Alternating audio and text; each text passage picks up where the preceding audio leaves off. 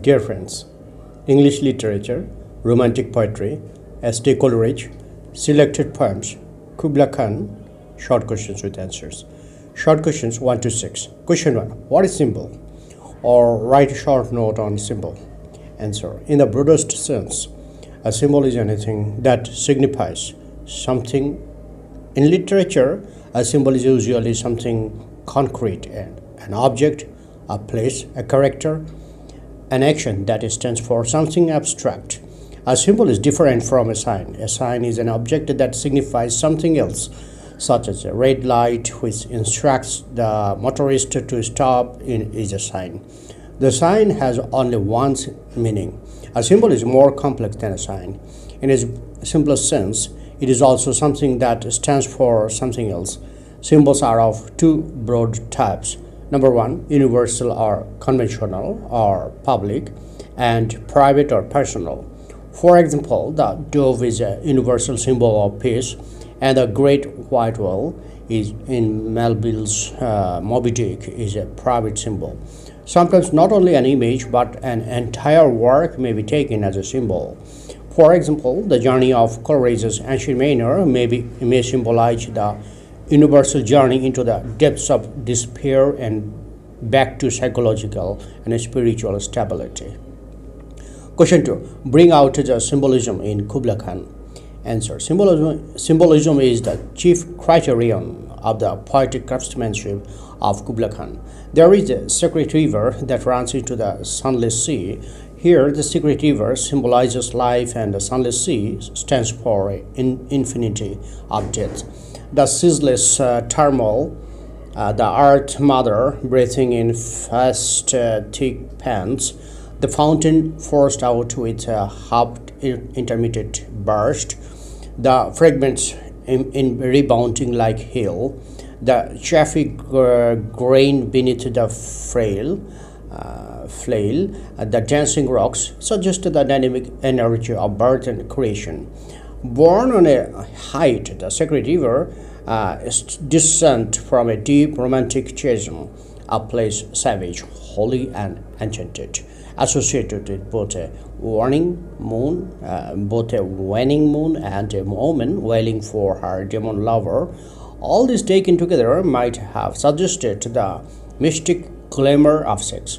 The pleasure dome, as described in the poem, may be fancied as the pleasure of a sexual union in which birth and death are the great contesting partners. Question 3. What are the characteristics of romantic poetry? Answer. Number 1. Subjectivity is a major characteristic of romantic poetry. In romantic poetry, the poet expresses his own emotion. Number 2. The romantics discovered a new beauty and wonder in the world of nature. Number 3. The romantics took a great interest in humanity and dealt with the lives of common men and women. Number 4. The romantics get interest in the Middle Ages. Number 5. The romantics try to escape from the hard reality of life to live in an ideal world. Number 6. The romantic poetry is informed with a sense of wonder, mystery, and strangeness. Number 7. In the romantics, we find a note of revolt and worship of freedom. Number 7. The melancholy note is a characteristic of romantic poetry. Number 9. Romanticism induces a speculative and inquisitive turn in mind. Number 10. The poetic style acquires a rich variety in the hands of the romantics. Question 4. What romantic elements do you find in Kubla Khan? Answer. Kubla Khan is a romantic poem. It is a concentration of romantic features. The romantic elements of the poem are as follows. Number 1. Supernaturalism is a romantic quality, and Kubla Khan is a triumph of supernaturalism.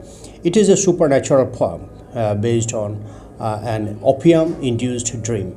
The woman wailing for her demon lover and the ancestral voices professing war are obviously supernatural occurrences.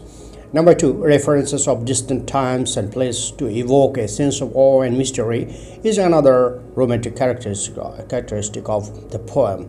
Number 3, Kubla Khan abounds in suggestive phrases and lines of capable lines capable of evoking mystery. The description of the romantic schism, the source of the river Elf, is romantic in spirit. Number 4, sensuous phrases and pictures so generously used in the poem contribute a great deal to its romantic spirit. Number 5, the picture of the divinely inspired poet in the closing line of the poem is typically romantic. Number 6, above all, the dreamlike atmosphere of the poem is purely romantic. It was not only composed in a dream but even exhibits a dreamlike movement. Number 5, question 5. What supernatural elements are found in Kubla Khan? Answer. Kubla Khan is the finest specimen of pure poetry which exemplifies Coleridge's mystery over supernatural poetry. Number 1, in the poem, Coleridge creates an atmosphere of mystery, describing the pleasure dome and the surrounding in which it stood. Number 2, suggestiveness is the basic feature of Coleridge's supernaturalism. In Kubla Khan, he makes use of subtle suggestions in the description of deep romantic schism slanting down the green hill across a cedar cover. Number 3, another important feature of Coleridge's treatment of supernaturalism is a very subtle blending of the natural and the supernatural.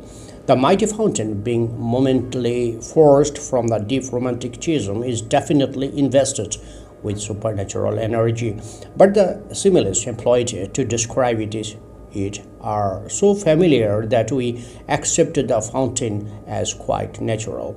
Number 4, then we come to the closing lines which contain a picture of poetic frenzy. Here too we have a super blending of natural and supernatural. Question 6. Describe the imaginary palace of Kubla Khan. Answer. Kubla Khan was a historical figure. He was the grandson of Genghis Khan, the founder of the Mongolian Empire. He ordered a pleasure house to be built for him in Xanadu, on the bank of the sacred river, the Elf. While describing the landscape of Kubla Khan's pleasure house, Coleridge introduced a few startling and romantic details.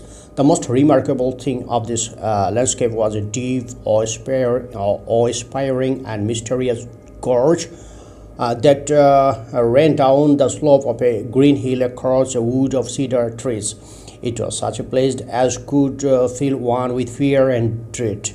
It was also a sacred and magical place, as sacred as the one visited by a woman wandering about in quest of her demon lover in the dim light of waning moon. The pleasure house stood on the seafront. It casts its reflection on the waves. The reflection lay suspended, as it were, halfway down below the surface. It stood hearing of the slender music of the waters of the fountain and river coursing through the caves. The building itself was of surpassing beauty and seemed to be hardly the work of human hands. The building had marvelous architectural skill which beggared description. It was nothing but a sort of miracle. Its dome overhead was bright and warm with sunlight. It stood bathed in the sunlight, and on all sides of it was ice.